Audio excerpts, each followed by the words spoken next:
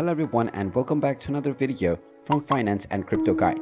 In this video, I'm going to show you how to log into your sales tax account on the Ohio state government website. So let's get started right away.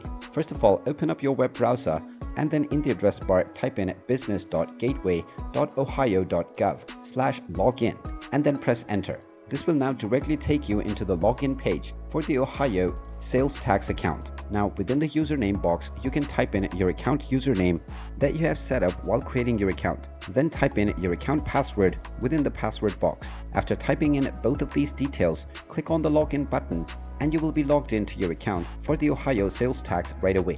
In case you have forgotten your password, you can click on the Forgot Your Password button underneath the login box and you will be allowed to reset your credentials. And there you have it. That is how easy it is to log into your account on Ohio sales tax website. If you find this video helpful, make sure you hit that like button and subscribe to our channel if you haven't done so already. Also ring that notification bell to never miss another update from us. Thank you for watching and I will see you again in the next video.